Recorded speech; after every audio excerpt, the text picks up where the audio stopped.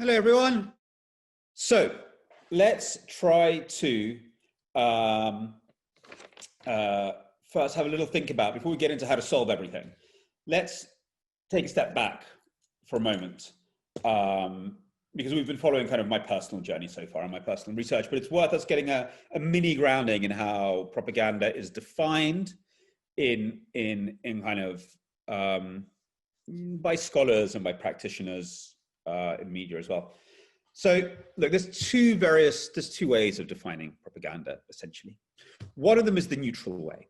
I'll tell you an anecdote. I remember I was at a meeting of the OSCE, which is the Organization for Security and Cooperation in Europe. It's like a mini UN for the greater Europe. Talking shop where crises are resolved. And this is in Vienna, looking out on this beautiful square in Vienna. And this was about propaganda. It was about what kind of, what should be the norms in media? What are the legal mechanisms that could be used to combat disinformation?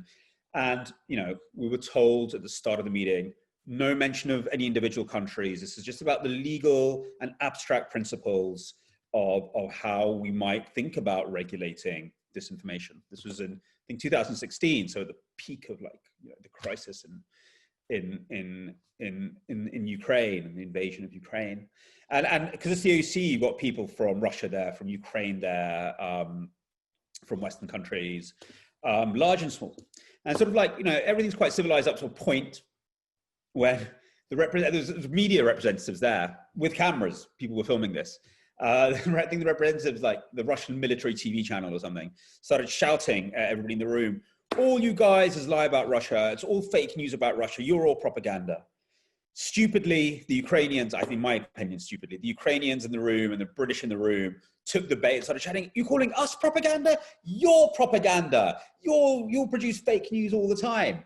And before you knew it, everybody was standing up and shouting at each other, you're propaganda, no, you're propaganda. At which point, a man stood up in the corner and said, I am the representative of the Holy See of the Vatican. And you are all using the term propaganda completely wrong. When it was first talked about in, I think, the 16th century, I can't remember now, how embarrassing, but, it was a term used by the papacy, de propaganda fide, to propagate the faith, to spread the faith. It's a neutral term, to just spread whatever you believe in. It's neither positive nor negative.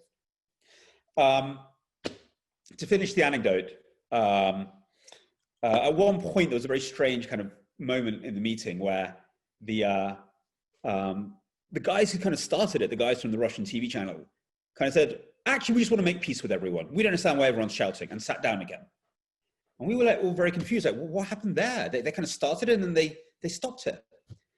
And a few days later, the military TV channel Zvezda, which had been filming all of this, does a whole thing about how Russians had come to the OSCE to make peace with everyone, and everyone just stood there shouting at their propaganda.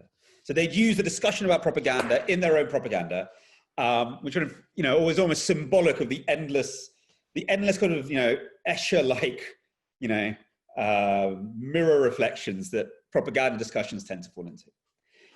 But look, the guy from the Vatican, he was making a point. And there is a school of academic thinking. At the heart of it is this famous professor called Phil Taylor, who is kind of the granddaddy of propaganda studies. He's written the most important history of propaganda. It's called Munitions of the Mind. If you ever want to take a history of propaganda from, Roman times to, I think, he died, but I think almost up to sort of the introduction of the internet, his Munitions of the Mind is a great book. And he there is very, very clear. Propaganda is a neutral word that has got a bad reputation. In itself, there is no good or bad propaganda. There is just the attempts to influence, which everyone does. The only moral bit is whether the influence you want to exert is positive or negative. That's a perfectly reasonable position. I mean, that's, for example, my father, who I mentioned last time, who still works, so until very recently worked at Radio Free Europe, before that the BBC World Service. Whenever he would be accused of being part of the Western propaganda machine, he would say, I have no problems with this word. I am propagandizing democracy and human rights, and I believe in them. No? George Orwell sometimes in his very many confusing writings on propaganda, and he contradicts himself every 2 seconds about what he means by it, but he also has a very famous essay called All Art is Propaganda. Any attempt to influence anyone is a form of propaganda. And in that sense, I think it's an utterly pointless term. You know, it means just mass influence of any type. In my last book, I don't even use the term propaganda because I find it so contested and so exhausted that instead I wanted to show different types of influence operation and then have a discussion, okay, what do we think is okay and what do we think is not okay? It's almost like we have to start afresh. But that's one way of using the term propaganda. There is another way, which is the more common way. And here we shall begin for me to try and share my screen. I really hope my kids haven't left anything embarrassing on my computer. Okay. So this is again, you're very lucky. This book has not come out yet, but the author of this essay, Jason Stanley, a wonderful professor at Yale University, was kind enough to provide an upcoming essay in one of these Routledge, you know, these academic Routledge books where they kind of like sum up big academic topics. And he got a chapter on propaganda. And I like it because he's put in one place how a lot of people define propaganda. If you want, I can share this with you later. I'm going to read. Should I get one of you to read? No, I'll read. Does one of you? No, I'll read. It's fine. I get my students to read out bits in class, but you're a different kind of bunch, aren't you? Okay, I'm about to quote Mein Kampf by Adolf Hitler. Can I just like caveat this? Like, I am not approving of this text in any way. I am quoting it as an academic source. I am not propagandizing Mein Kampf. Okay. There is a long tradition of defining propaganda in terms of its epistemic or rational defects, and taking this characteristic to distinguish propaganda from rational persuasion or education. In 1932, Bertrand Russell wrote that emotional propaganda is dangerous because it tends to close the mind to argument. Hitler himself noted in Mein Kampf that propaganda is not the medium of rational reflection. The function of propaganda is not to weigh and ponder the rights of different people, but exclusively to emphasize the one right which is set out to argue for. Its task is not to make any objective study of the truth. Its task is to serve our own right always and unflinchingly. This view of propaganda as irrational persuasion appears at least as early as 1933, when the sociologist Frederick Lumley identified the content of propaganda as unsupported, partially supported, or trickily supported conclusions. I love that. Trickily supported conclusions. That for me is just like any conversation I've ever had with anyone, but still. Also, part of this view of propaganda is the idea that propaganda closes minds by precluding rational engagement or by making further thought unnecessary. Not long after the psychologist, Bartlett developed this view in more detail, describing the ways in which propaganda strives to continue to paralyze critical analysis, stimulate all tendencies to thoughtless and slavish acceptance. So what they're all doing, all these very, very different people, whether it's Hitler or Russell, is they're setting up a kind of a binary. Yeah. On the one hand, you have some sort of idea of critical rational thinking. On the other, you have propaganda. So propaganda is everything which is not this very Enlightenment idea of, a couple of people involved in some sort of idealized debate. Though these conceptions of propaganda focus on propagandees coming to believe in certain ways, propaganda needn't instill beliefs in order to produce epistemic or rational harms. Instead, it might pursue a more limited goal, instilling doubt, because it doesn't require convincing audiences of any specific refutable claims. This goal is more attainable now that audiences can easily access competing views and additional information online. The motto of RT, Russia's propaganda station, is question more, Stanley writes. Describing its propaganda effects, RT's strategy was not devised to produce knowledge, it was rather devised a propaganda technique to undermine trust in basic democratic institutions. Objective truth is drowned out in the resulting cacophony of voices.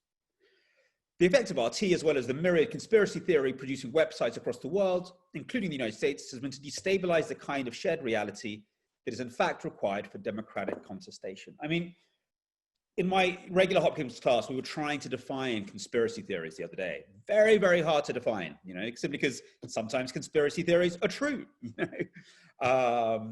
Sometimes in sociology, we think of conspiratorial thinking as a kind of scale. which ranges all the way from being really suspicious of government through to thinking that lizard men run it. But it's a very, very squishy scale between skepticism and off-the-wall stuff. Maybe a way of thinking about conspiratorial thinking is this way, is in terms of effect. You know when you're arguing with a conspiracy theorist, because however much evidence you present, they will never concede defeat. They'll all say, aha, but that's just because of the CIA, or aha, that's because somebody gave you that evidence secretly yesterday. Actually, it's not about knowledge. It's not about a genuine debate. It is about identities, whatever. It's about 1,000,001 things, but there's no attempt to create a space where evidence matters, where you listen to the other side, and where one side can win by having better ideas and better evidence. And here Stanley comes up with a paragraph that I think is quite important. Here we see another clear contrast between propaganda and ideal cooperative communication. I'll say that again. Ideal cooperative communication.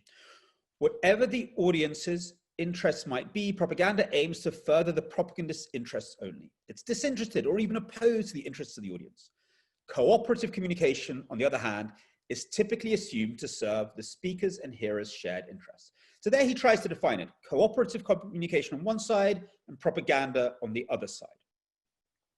What do we think about it? Because this is really kind of like, this is a condensation of what a hell of a lot of people say in very different forms, from Jacques Ellul through to whatever, through to Clyde Miller. All of them kind of put up this binary. And I'd love some feedback. Is that what we're trying to aim for? Is that the Knots propaganda thing? Cooperative communication. Another way of thinking about it is, you know, the great German philosopher Jürgen Habermas's idea of a public sphere where everybody engages with each other with equal rights, and kind of, you know, the best ideas then are meant to have some sort of political influence. I mean, how do we think about this distinction? You know what my problem, I'm finding the spirit of it, you know, the idea that we come together and listen to each other. The place that I get a little bit antsy with this definition is this, for me, this overemphasis on purely on critical and rational thinking. You know, this kind of fear of the emotional, which is which I find weird. So in my last book, I don't know, talking to someone, we explored it last time, but at the core of my last book, you know, I try to, you know, I pitch the conflict really between a poet and a propagandist. So the poet, which is symbolized by my father's story, and the many propagandists that appear. And you know, the essence of the propaganda that I explore, and we'll be exploring a lot more in my next book, is really a propaganda which, in the words of one of the propagandists I talked to, some Latin American guy, its job is to create identities, you know, a sense of us and them in a world of chaos where old norms and social values and classes have become undermined. The role of the political technologist, propagandist, spin doctor is to create new ideas of us and them. Yeah, take people's insecurity, their anxiety, and to bind it together in an idea of the people, the Putin majority, some form of dividing line. But in doing so, you know, they're obviously, you know, as very openly, their job is to fuse emotions, whether through data analysis or psychoanalysis, the way people see the world, their understanding, you know, of themselves in the world, and powerful narratives, and to fuse them. But in order to encase people in an identity where they can't admit to the humanity of the other. The only way, I think, to relieve or to release people, to try to release people from that kind of encased place, we know very well that it's not through fact-checking or through critical thinking. Study after study shows that if people have a really entrenched identity, if you just start throwing facts at them, they will reject them because, you know, they're emotionally threatening. And people who are incredibly educated will do this as well. We've seen this in parts of the debate around climate change, for example, where people who are incredibly educated are not in any completely rational and critical in their treatment of something like, I don't know, GM crops, yeah, will become very, very defensive around the climate change thing because it's perceived as a cultural attack, yeah, that this is a threat against the values of a free market society, and so on and so forth. So it's not about education. It's not about facts. You know, there's something about that closed nature of identities which propagandists aim to create that is very, very impervious to critical thinking. So they're pitching critical thinking against propaganda doesn't really help. Those aren't the two poles. I mean, to be honest, and obviously I'm very, very, very biased because my background is much more in the arts. I think the only thing that does is art, actually. I think the only thing that does, that makes you think differently, that makes you reimagine yourself, that kind of tears apart what the propagandists create is literature, film, music, and I mean mass. It doesn't have to be like high art. I think all the propagandists I talk to, they see themselves as artists, by the way. They think themselves as great, sort of like, you know, as great directors with us as their canvas. So actually, for me, the competition isn't between rational thinking and propagandists, but between propagandists and artists. And they cross. Artists often become propagandists and end up very, very unhappy.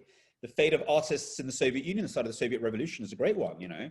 They bring all their great talents to the propaganda and then are killed by the system because obviously they're not people who want to think in those kind of possessive straight lines that the propagandists want them to think.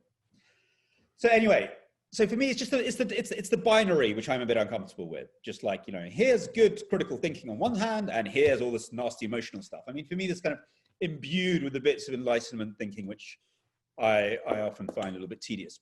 But still, as an aim, to have a space where we can talk to each other, where we recognize the other, where we can admit that somebody else might have valid ideas and weigh things up on the basis of those ideas, as opposed to a place where we all hate and fear each other. I think that's quite a, you know, that's not a bad compass for us to use.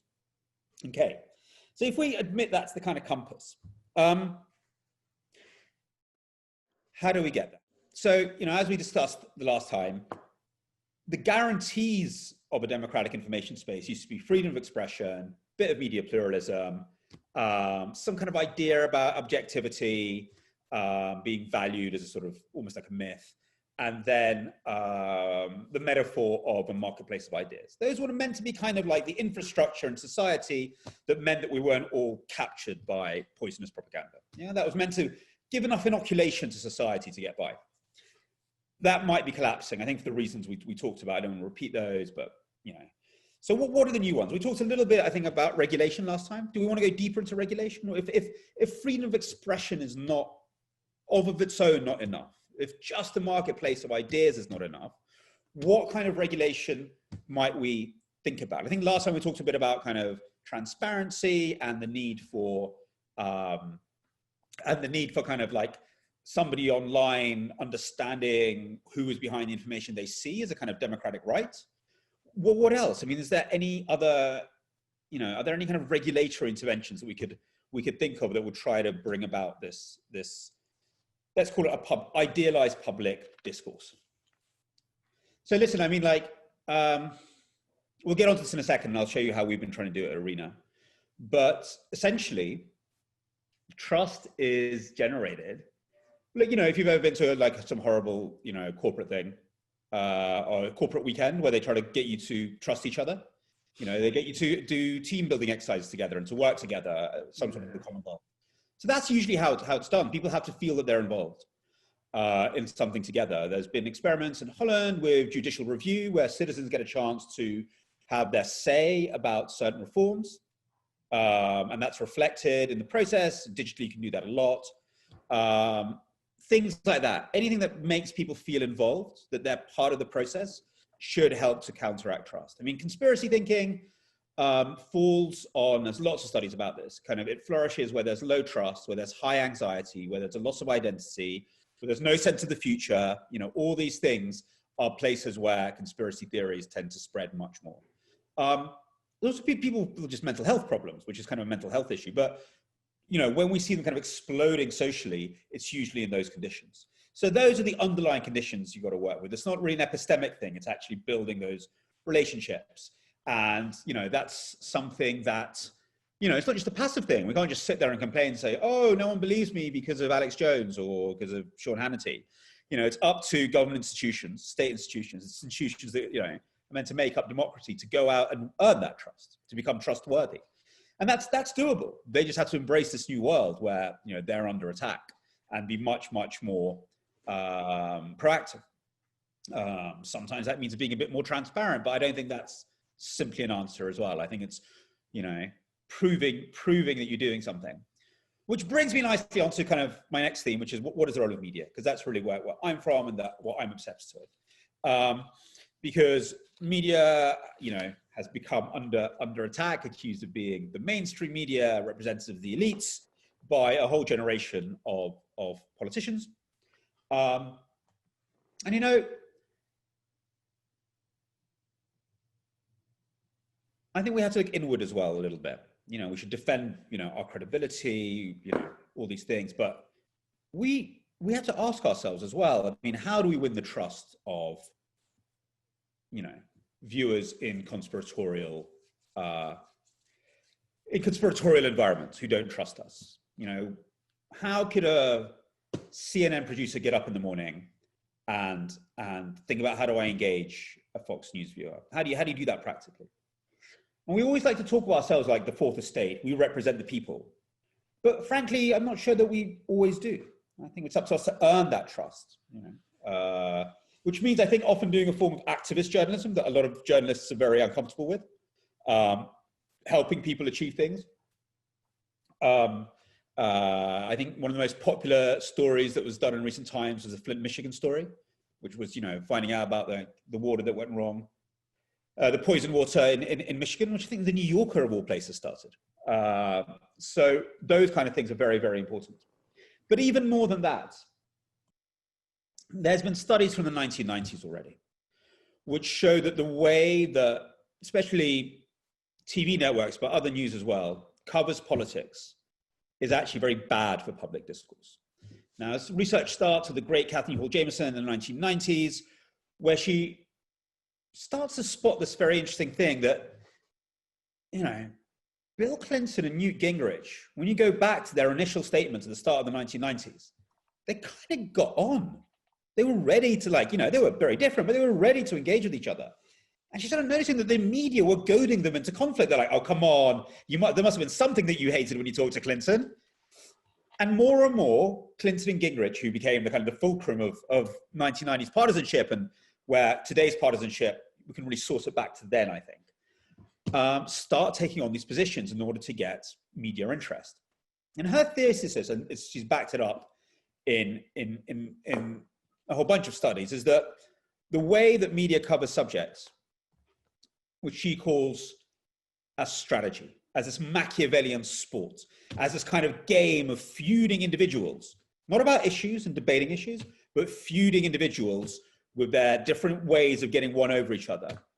That actually, and she's shown this in studies, makes people feel more cynical and more disengaged. Because it stops being a policy debate about real issues. It starts being a game of crafty people all trying to knife each other. And here's the twist. Not only do people start trusting politicians less, they start in the end trusting the media less, because the media is where this place happens. And you get into what she calls a cycle of cynicism, which is one of the great books of media effects, which I think was published in the 1990s. From the 1990s, enough people knew that the way we were covering politics was actually terrible for this idea of collaborative communication.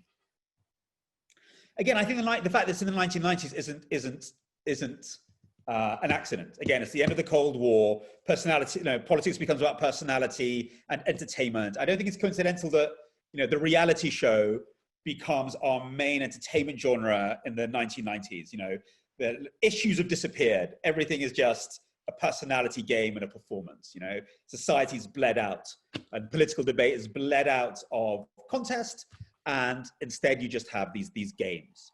And lo and behold, a reality show a reality show host became a president in the end. The two things kind of merged. News was becoming like a reality show. Reality shows became our dominant entertainment genre, our zeitgeist. So how do we find our way out of this reality show? I mean, she's actually very good. She says things like, you know, our non-stop addiction to polls. Who's winning today? Who's down today? Who's up today? Is a huge part of this. This desire to see politics in the media as a sport, as a reality show. So Nate Silver has a hell of a lot to answer for. Not only did he put Donald Trump into power, because we all thought that Biden, like Clinton would win and no one voted.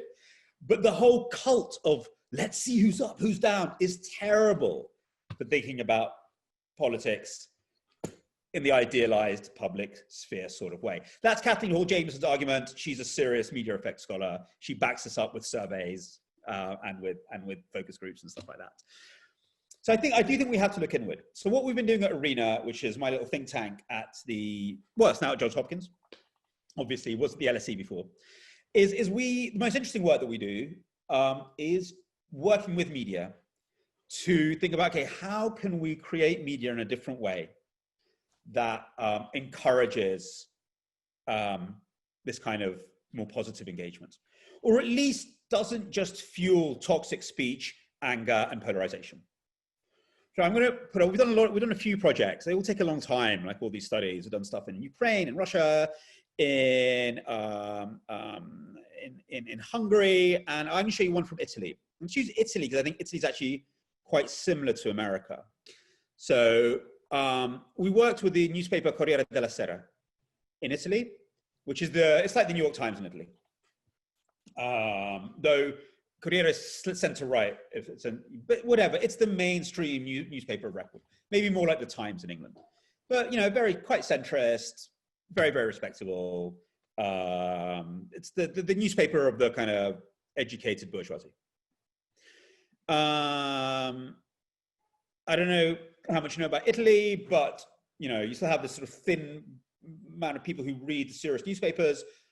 The rest have kind of migrated to Facebook, where you see quite a few populist movements have now emerged, anarchist ones, and then most interestingly, kind of a far-right one led by a guy called Matteo Salvini, who took kind of a small far-right party and made it, part of a coalition government, and really began to dominate the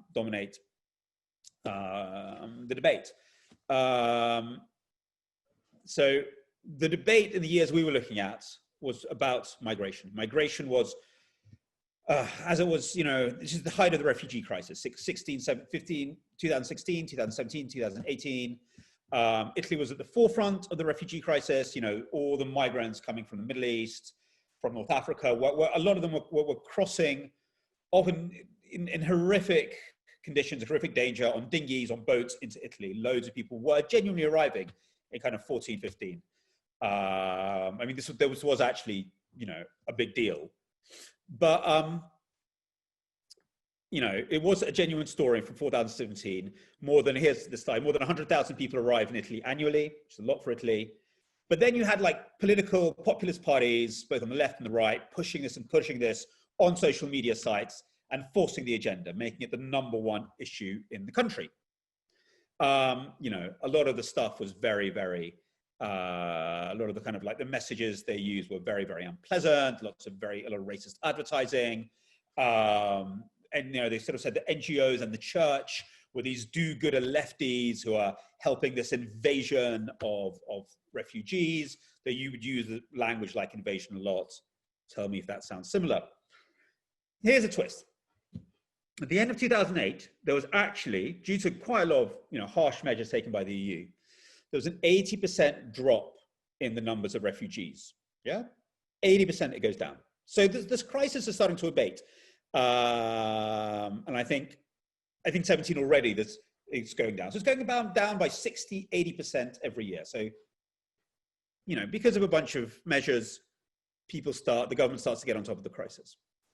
However, look what's happening. Even as migration is going down over 17, 18, the amount of migration stories was increasing. Yeah? So the phenomenon is less of an issue, but the amount of stories that newspapers like Corriere della Sera are generating about it is going up, which is weird. The story is stopping, should be less about it, but there's more about it. It's also being engaged with a lot more, even though the numbers are going down, the story is getting more engagement, and way more engagement than any other kind of topic. And there's a reason for this. It's 2018 is when Matteo Salvini enters government, becomes Minister for Home Affairs, And he's non-stop pushing this issue. His genius is to create what I would call pseudo events. So even though the numbers are going down, his job is to keep migration top. Yeah. So he would do things like illegally stopping a refugee ship from docking. Yeah? You can't do that. By international human rights law, you've got to let a ship dock and then examine whether people there are genuine refugees or not. He would say, no, the ship can't dock. Yeah, he would send out security forces under his control, saying, no, you can't land. This would create a huge debate, which he would love. Refugee issues would be pushed right to the top again. Everybody would fall into this scandalous issue that he himself had created. And he'd do this over and over and over again. He'd also use his Facebook site.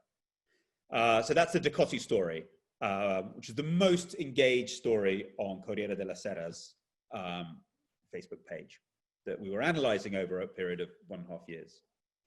So look, the reason I talk about Salvini, it's just like Trump. You know, this is a self-scandalizing politician creating scandalous events in order to get the mainstream media to react, thus to dominate the agenda, thus to make everything about, the scandalous things that he wants to talk about, fueling polarization because it's a really polarizing issue. And the media is completely complicit in it.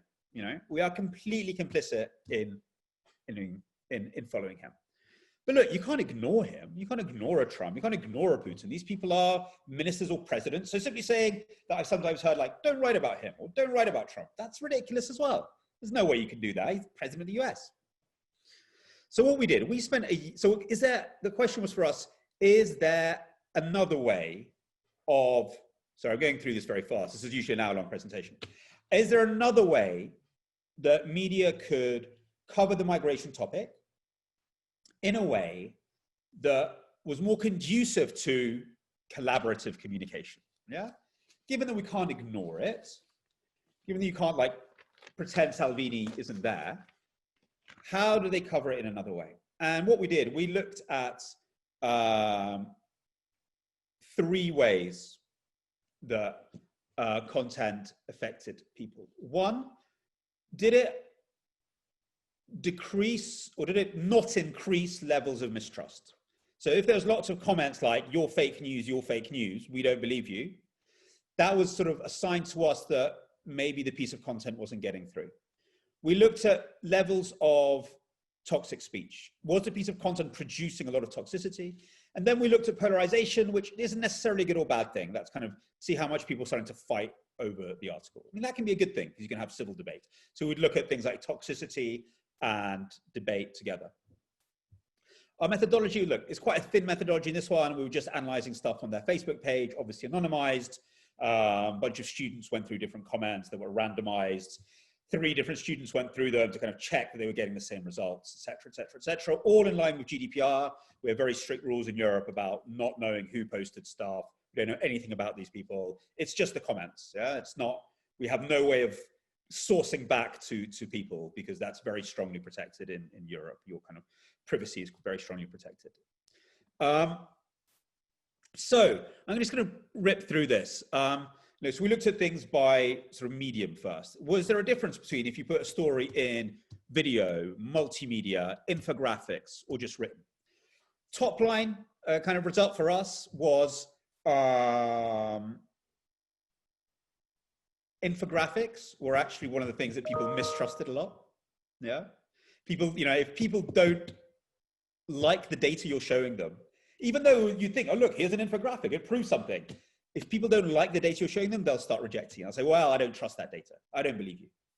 I've seen that in many, many other studies as well, which is a bit of a disappointment for journalists. So we always thought that, well, we'll show a pie chart and that'll be it. No, not at all. Actually, the thing that worked best was multimedia, presenting people with lots of evidence. Here's the written evidence. Here's the video evidence. Here's a little bit of data. Sort of giving people lots and lots of evidence was far more helpful.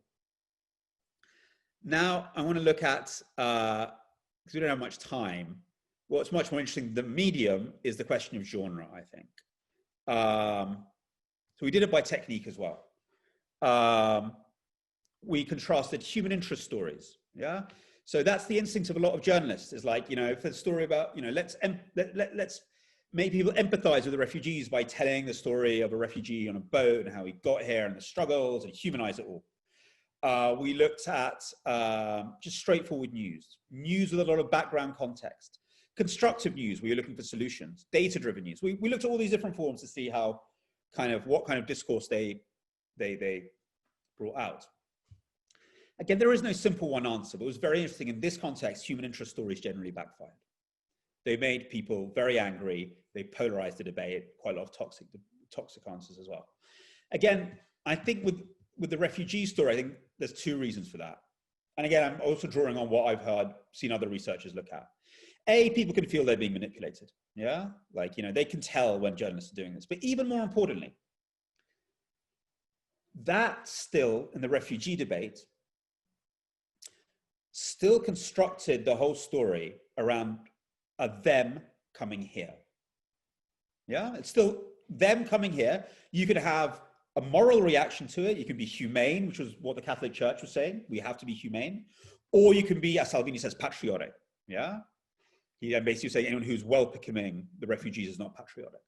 But you're still constructing it as they're coming here, creating a sense of danger, of being overawed, and framing it in a way which pushes people into a very polarized reaction, which will depend on their psychology, on how they feel about the world generally.